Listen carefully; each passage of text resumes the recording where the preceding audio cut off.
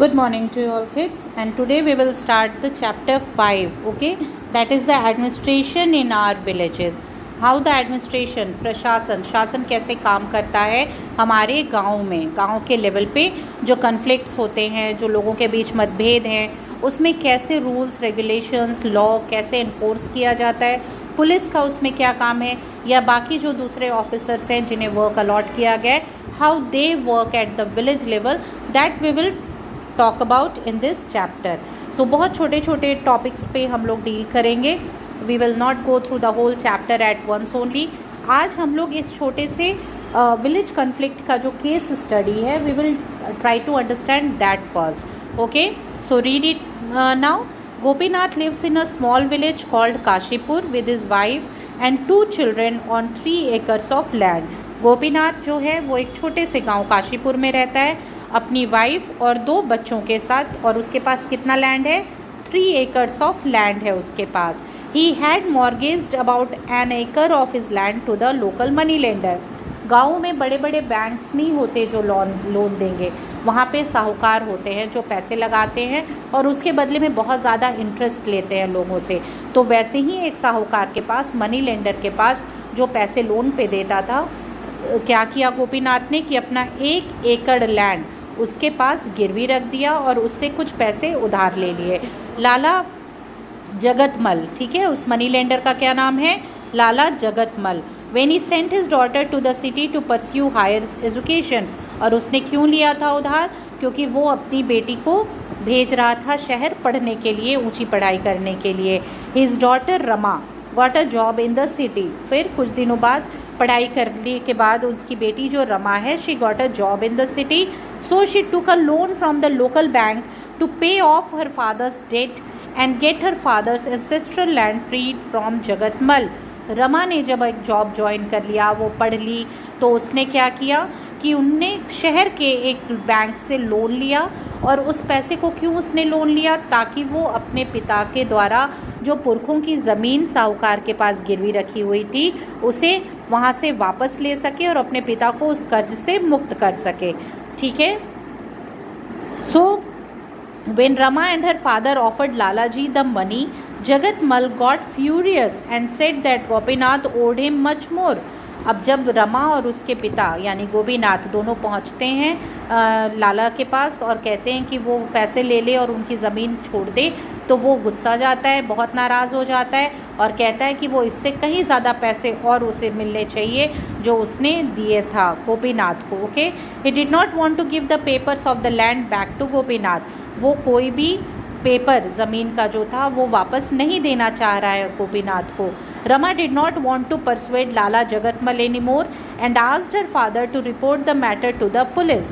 रमा नहीं चाहती थी कि किसी भी तरह का कोई लड़ाई झगड़ा हो, कोई सीन बढ़े, कोई बहस हो, तो उसने अपने पिता से कहा कि आप मेरे साथ चलिए और हम लोग पुलिस स्टेशन में इस मैटर को लेकर के जाएंगे, वहाँ अपनी रिपोर्ट लिखवाएंगे. Gopinath told his daughter, let us go to the nearest town and report the matter at the main police station away from the inquisitive villagers. पर वो गोपीनाथ क्या कहता है कि कहीं दूर चलते हैं, बाहर जाकर के किसी दूसरे पुलिस स्टेशन में, बाहर के शहर के पुलिस स्टेशन में ये कंप्लेन लिखवाते हैं ताकि जो गांव वाले हैं वो बहुत ज़्यादा जो क्वेश्चंस करेंगे, गांव वाले के सवालों के जवाब मुझे न देने पड़े, बहुत ज़्यादा सवाल उठाएंगे वो लोग. But we can not do that Babuji, because the case can be registered only at the local police station. तो रमा क्या जवाब देती है कि ऐसा नहीं कर सकते हैं हम लोग कि हम लोग यहाँ हैं और शहर में जा कर के कंप्लेन करें, क्योंकि ये एक मैटर यहाँ का है, इसलिए ये लोकल पुलिस स्टेशन में ही जा कर के और हमें अपनी रिपोर्ट लिखवानी पड़ेगी. Our village comes under this area, it's area of work, कि जिस पुलिस स्टेशन के एरिया ऑफ वर्क में, ड्यूटी के अंडर में, जुरिस्डिक्शन में जो लैंड जो एरिया आता है उसी पुलिस स्टेशन में जाके आपको कंप्लेन करनी होती है. Rama explain to her father. At the police station they met the station house officer और the SHO who asked Rama to put down her complaint. फिर वो लोग पुलिस स्टेशन जाते हैं जो वहीं नियर बाय पुलिस स्टेशन है, वहाँ कंप्लेन करते हैं. रमा सारी बातों को बताती है और जो वहाँ SHO इंचार्ज हैं वो रमा की कंप्लेन को लिख लेते हैं. The SHO told one of the constables on duty to investigate the matter. ठीक है, फिर वो अपने कांस्टेबल को ये ड्यूटी देता है, ये कहता है कि तुम जाओ और इस मैटर को इन्वेस्टिगेट करो, इसके बारे में सच्चाई को पता करो। सो व्हाट दिस सेज कि जो मैटर जहाँ का है, अगर गांव के कोई इश्यूज़ है तो वो लोकल पुलिस स्टेशन में ही सॉल्व हो सकता है, वो वहीं आप रिपोर्ट कर सकते हैं, न कि आप शहर में आकर के और दूसरे पुलिस स्टेशन में रिपोर्ट करें। ठीक है, सो चीज़ें इस तरह से बनाई हुई हैं ताकि लोगों को ज़्यादा परेशानी ना हो और प्रॉब्लम्स लोकल बाई एरियाज़ में ही सॉर्ट आउट हो जाए। सो द पुलिस स्टेशन, हर पुलिस स्टेशन का क्या काम होता है? To maintain the law and order in the area under its control. उसके अंडर में जो भी एरिया आता है उसे वो लॉ एंड ऑर्डर से कानून व्यवस्था बनाए रखे और उसे वहाँ शांति बनाए रखे। जितनी भी चोरी डकैती, किसी भी तरह का एक्सीडेंट हो गया, लड़ाई हुई, लोगों के बीच किसी तरह का मतभेद हो गया, तो वो सब कुछ रिपोर्ट करना, उनका रिपोर्ट लिखना और उस मैटर में इन्वेस्टिगेट करना, ये सारा पुलिस का काम है। An SHO is in charge of the police station. Police station का इंचार्ज कौन होता है?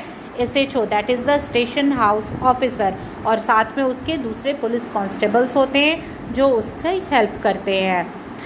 And then they are the ones who are responsible for investigating all such incidents and taking appropriate action. और ये उन्हीं लोगों का काम है कि वो लोग हर मैटर को देखें और जिस तरह से भी हो सके इन्वेस्टिगेट करें और प्रॉब्लम्स को सॉर्ट आउट करें, और जो भी ज़रूरी एक्शंस हो, जो एक्शन लेना ज़रूरी हो वो एक्शंस लें और उसे सॉर्ट आउट करें।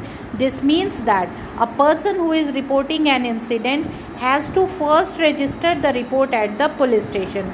सबसे पहला जो ज़रूरी काम है वो ये है कि जब कोई घटना होती है तो सबसे पहले पुलिस स्टेशन जा कर के और वहाँ रिपोर्ट लिखवानी होती है। उसके बाद ही SHO अपने असिस्टेंट्स के साथ उस मैटर को इन्वेस्टिगेट कर सकता है, उस पर कोई एक्शन ले सकता है।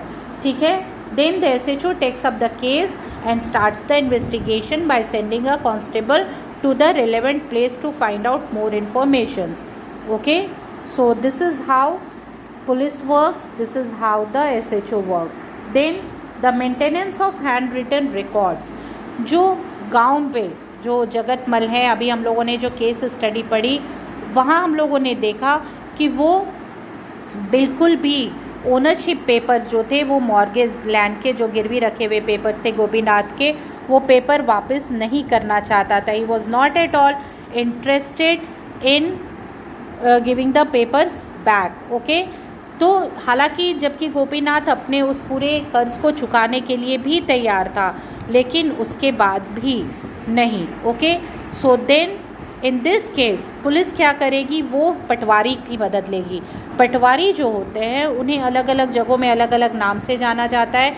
पटवारी की रिस्पॉन्सिबिलिटी होती है कि उसके एरिया में जितना भी लैंड है उन सब के रिकॉर्ड्स वो रखे, उनके मेज़रमेंट्स, उनके ओनर, वो सारा कुछ जो उस लैंड से रिलेटेड है उसका डिटेल पटवारी के पास लिखा हुआ होता है। तो जब पटवारी के पास सारा डिटेल्स है that who owns the land, किसका प्लॉट है, किसने मॉर्गेज किया, किसको किया, तो ये सारा डिटेल अगर पुलिस को मिल जाएगा तो वो गोपीनाथ की मदद कर सकती है। So this is the role of the patwari to maintain the land records and help the others when they need all these informations. Okay, so हम लोग और भी जो ड्यूटीज़ हैं पटवारी की और दूसरे लोगों की at the village level, we will discuss that in our next class और the next video. Okay, thank you.